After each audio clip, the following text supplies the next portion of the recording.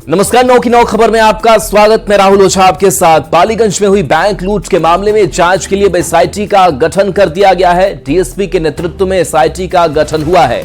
आईएसएफएल जांच में कई अहम सबूत मिले हैं। बता दें कि बैंक लूट से पहले लुटेरों ने रेकी की थी। लुटेरों की जल्द गिरफ्तारी का दावा किया जा रहा है। दुल्हिन बाजार में इस बड़ी लूटकांड की घटना को अंजाम दिया गया था। पीएनबी से 21 लाख रुपए की लूट हुई थी और इस लूट मामले को लेकर के कार्रवाई आगे बढ़ रही है। बता दें कि जांच के लिए एसआईटी का गठन किया गया है। डीएसपी के नेतृत्व में एसआईटी का गठन हुआ है।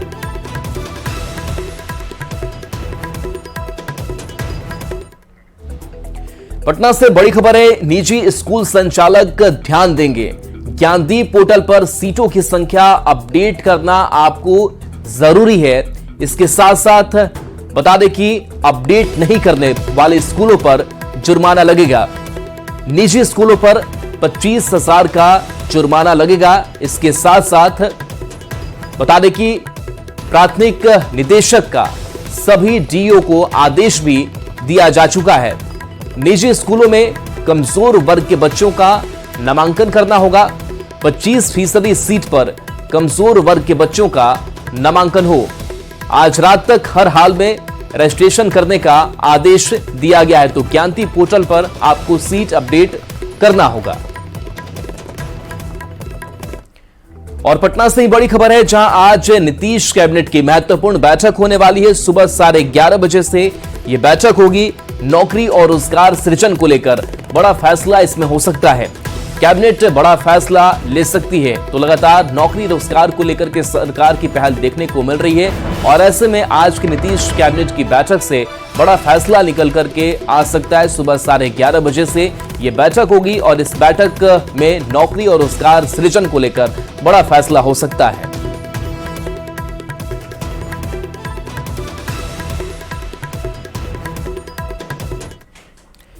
गोपालगंज से बड़ी खबर है, जहां पुलिस टीम पर हमला किया गया। शराब माफिया पर इस हमले का आरोप लग रहा है।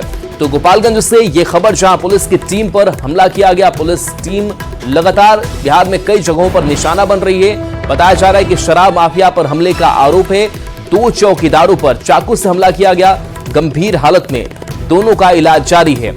माझा के कोयनी बच्चा बाबू के मेला में इस वारदात को अंजाम दिया गया।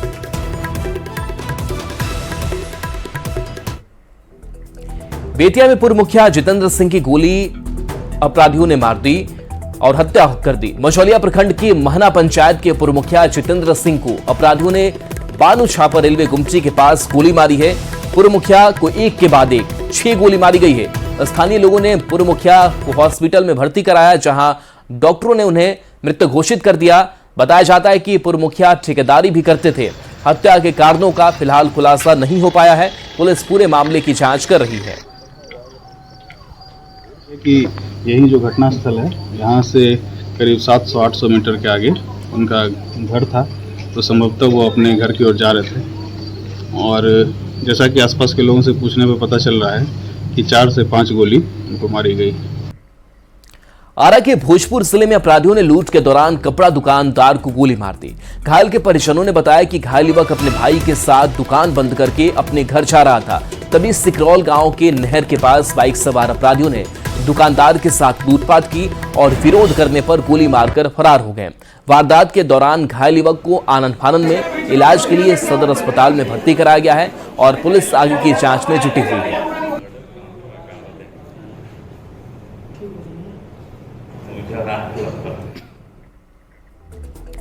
भारत बांग्लादेश बॉर्डर पर हाई अलर्ट जारी किया गया है। बांग्लादेश में पनपे हालात के मद्देनजर बीएसएफ ने बॉर्डर पर जवानों की संख्या बढ़ा दी है। डीजी बीएसएफ दलजीत चौधरी भी पश्चिम बंगाल में मौजूद हैं और सुरक्षा को लेकर बड़ी बैठक की है। आज जो भारत बांग्लादेश बॉर्डर का दौरा भी कर सकते हैं। सूत्रों के मुताबिक अभी भारत बांग्लादेश सीमा पर स्थिति पूरी तरह से सामान्य है, लेकिन घुसपैठ की आशंका के चलते बॉर्डर पर हुई हाई अलर्ट जो है वो जारी किया गया है।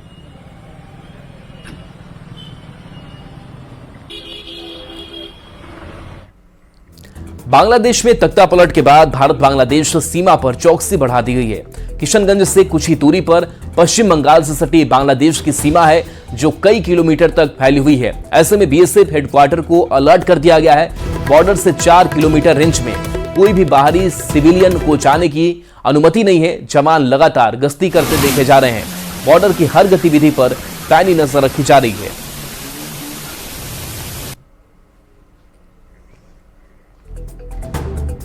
शेख हसीना ने राजनीति को अलविदा कह दिया है। अब वह राजनीति में वापसी नहीं करेंगी, ऐसा कहना है उनके बेटे सजीब वाजेद जाय का। उन्होंने कहा कि शेख हसीना अपने नेतृत्व के खिलाफ हुए विद्रोहों से बहुत निराश हैं। उन्होंने कहा कि हसीना रविवार से ही इस्तीफा देने पर विचार कर रही थी। प्रदर्शनकारियों के खिलाफ पुलिस एक्शन पर शेख हसीना का बचाव करते हुए सजीब वाजेद ने कहा कि जब बांग्लादेश में पुलिस वालों को पीट पीट कर मारा जा रहा था तो उनके पास और कोई रास्ता नहीं बचा था।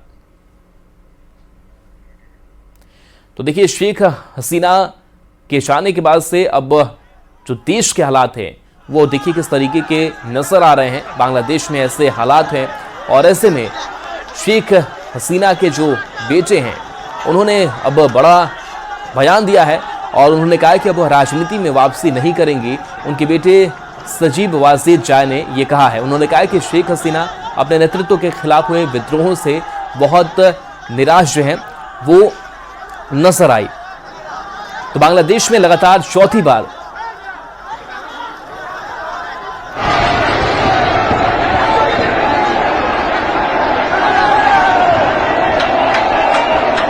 और देखिए बांग्लादेश की संसद का यह हाल दिखा रहा है किस तरीके से यहां पर उत्पाद जो है वो देखने को मिल रहा है। शेख हसीना राजनीति में वापस नहीं लौटेंगी, ये दावा किया गया है उनकी बेटे की तरफ से और बताया जा रहा है कि जिस तरीके से हालात बिगड़ रहे थे उससे नाखुश थे शेख हसीना। तो बांग्लादेश में लगातार चौथी बार पीएम बनी शेख हसीना ने कभी सोचा नहीं होगा कि 15 साल का शासन सिर्फ 15 मिनट में हाथ से निकल जाएगा। बताया जा रहा है कि शेख हसीना को इस्तीफा देने के बाद सेना ने देश छोड़ने के लिए सिर्फ 45 मिनट का वक्त दिया था। शेख हसीना के देश छोड़ने के कुछ ही घंटे बाद उनकी विरोधी और चीन समर्थक खालिदा जिया को जेल से रिहा करने के आदेश दे दिए गए। ये तस्वीर आपको दिखा रहे हैं। ये तस्वीर है इस बांग्लादेश की सियासत की, जहां पर 15 मिनट में तख्ता पलट होता है। उसके बाद से शेख हसीना देश को छोड़ देती है। जो तस्वीर सामने आई है जिस चॉपर से उन्होंने इस देश को छोड़ा और खालिदा जिया की वापसी की बात कही जा रही है। और देखिए इस बीच पीएम मोदी ने हाई लेवल बैठक की है क्योंकि पड़ोसी देश है और पड़ोसी देश की राजनीतिक हलचल के बीच लगातार केंद्र सरकार की भी नजर। तो पिछले 24 घंटे में बांग्लादेश में जमकर हिंसा हुई, आगजनी हुई, लोगों पर हमले हुए। ये 5 तस्वीरें आपको दिखाएंगे। बांग्लादेश की राजधानी ढाका में शेख हसीना के आधिकारिक निवास पर प्रदर्शनकारियों ने कब्जा किया। पीएम के घर पर जाकर लूटपाट की गई और तोड़फोड़ भी की गई। सैकड़ों की संख्या में आए प्रदर्शनकारियों ने संसद को भी नहीं छोड़ा। वहां भी विरोध करने वाले लोगों ने हंगामा किया। ढाका में आवामी लीग के दफ्तर में आग लगा दी गई और आवामी लीग के सांसदों के घर पर भी हमले हुए, आगजनी हुई।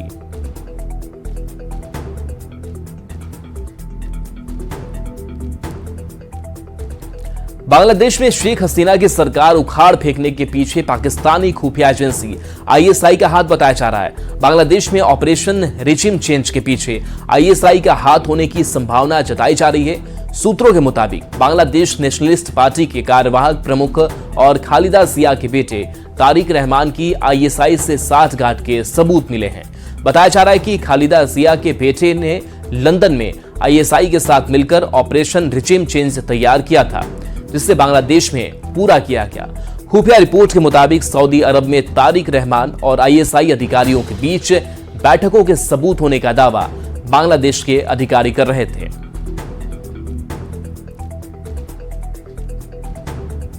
बढ़ेंगे आगे। शेखपुरा जिले में 7 अगस्त को होने वाली सिपाही भर्ती परीक्षा को लेकर जिला प्रशासन ने तैयारी पूरी कर ली है। जिले के 7 परीक्षा केंद्र पर परीक्षा का आयोजन किया जाएगा, जिसमें करीब 3500 परीक्षार्थी शामिल होंगे, जिसको देखते हुए डीएम ने अधिकारियों के साथ बैठक करके कड़ी निगरानी का निर्देश दिया है। प्रशासन ने सेंटर पर पुलिस बल की तैनाती की है और सीसीटीवी के जरिए निगरानी रखी जा रही है। ज्यादा जानकारी दे रहे हैं संवाददाता अजित कुमार सिन्हा।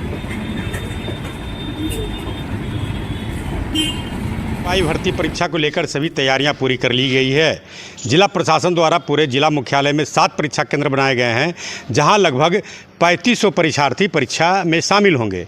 बिल्कुल ट्रांसपेरेंसी तरीके से परीक्षा संपन्न कराए जाने को लेकर मजिस्ट्रेट की तैनाती की गई है, पुलिस बल तैनात रहेंगे।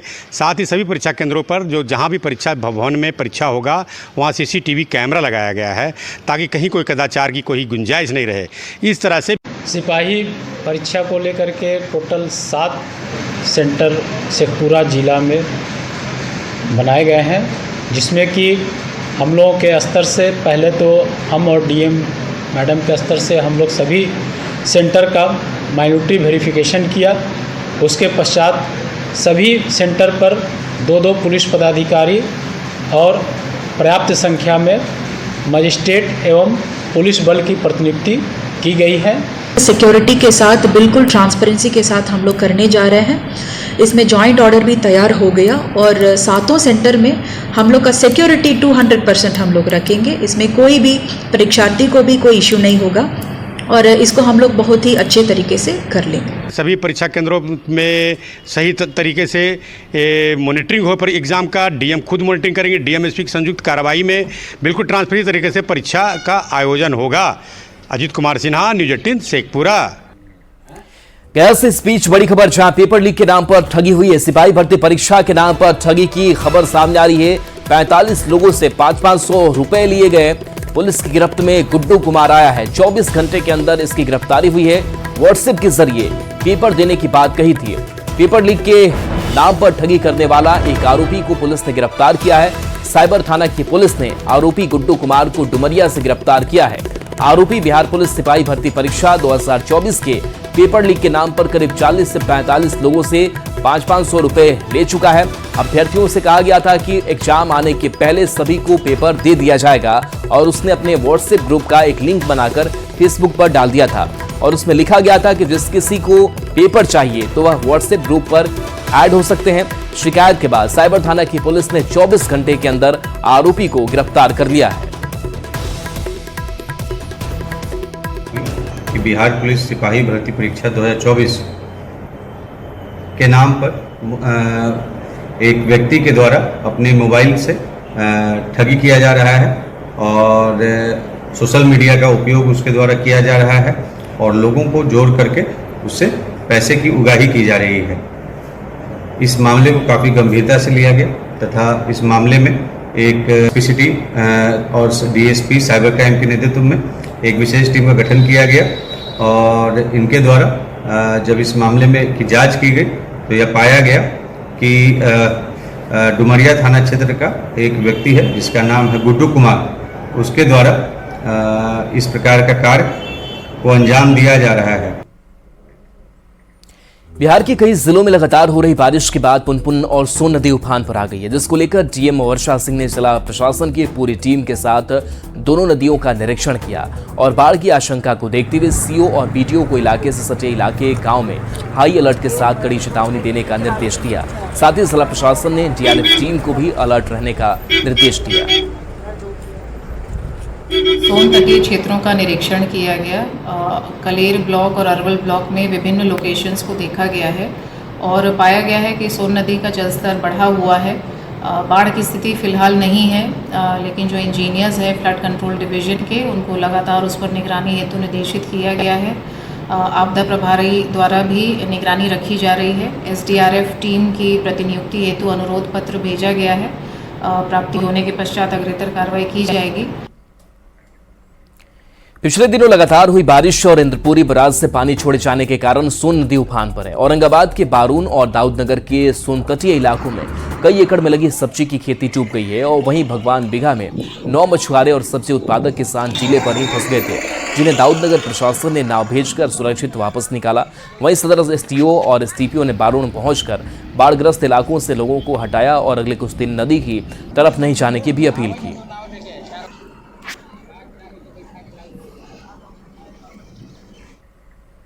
मौसम से जुड़ी बड़ी खबर है, जहां झारखंड में फिर से मॉनसून सक्रिय होगा। पिछले 2 दिनों से मॉनसून कमजोर पड़ा है। आज रांची, सिमडेगा, सरायकेला, खरसावा, बोकारो, धनबाद, जामताड़ा में भारी बारिश का अलर्ट जारी किया गया है। 7 अगस्त को गढ़वा, पलामू, लातेहार, लोहरदगा, गुमला समेत कई जिलों में भारी बारिश का अलर्ट है। मौसम विभाग के मुताबिक पिछले 24 घंटे में सबसे अधिक बारिश खरसावा में होगी।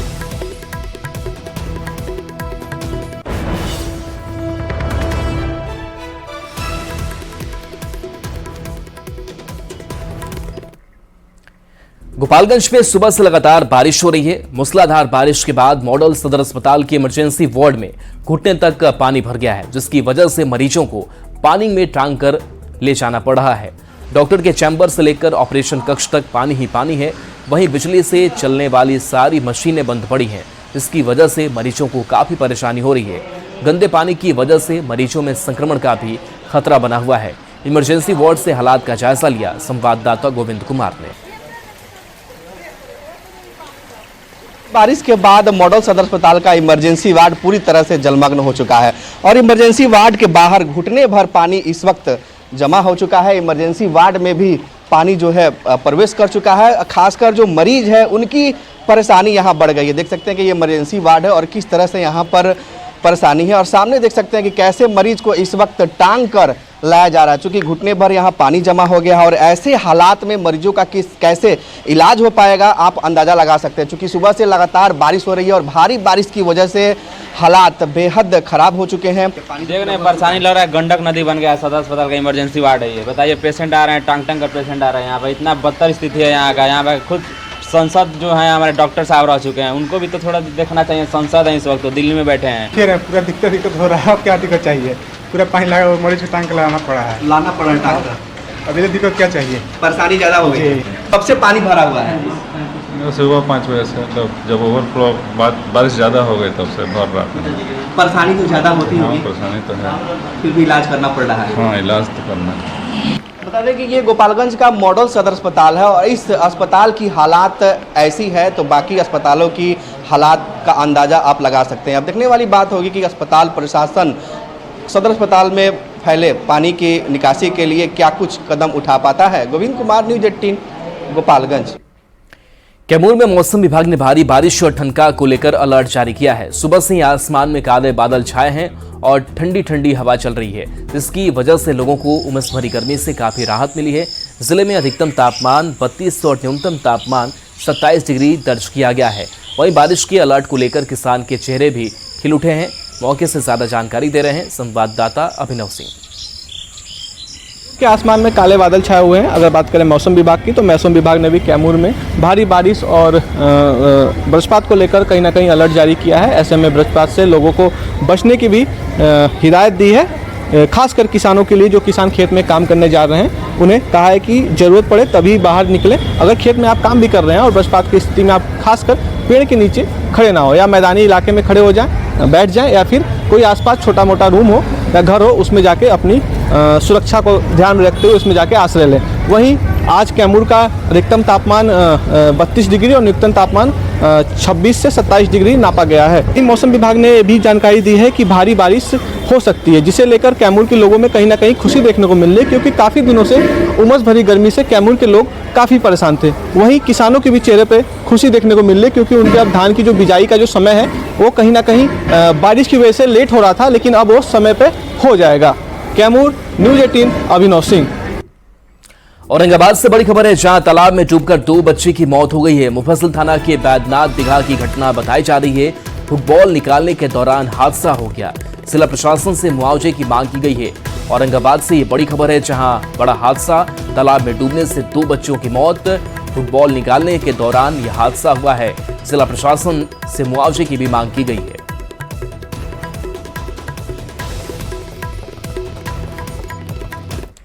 जहानाबाद में न्यूज़ 18 की खबर का बड़ा असर हुआ है। जिला प्रशासन की टीम सड़क मरम्मती के काम में जोर शोर से जुटी हुई है। दरअसल जहानाबाद के मोदनगंज प्रखंड के मिर्जापुर गांव के पास नदी का तटबंध टूटने से सड़क 2 हिस्सों में बंट गई थी।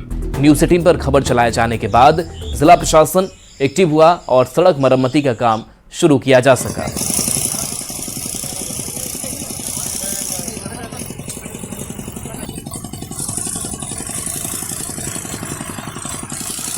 तो देखिए कैसे ये 2 हिस्सों में सड़क बची हुई नजर आ रही है और अब न्यूज़ 18 ने जब खबर दिखाई तो इस पर काम किया गया और बताया जा रहा है कि जिला प्रशासन की जो टीम है वो मरम्मती के काम में जोर शोर से जुटी हुई है। ये मजदूर नजर आ रहे हैं जो इसकी मरम्मती के लिए लगातार काम कर रहे हैं। और चलिए न्यूज़ 18 बिहार झारखंड पर खबरें आपके लिए लगातार जारी।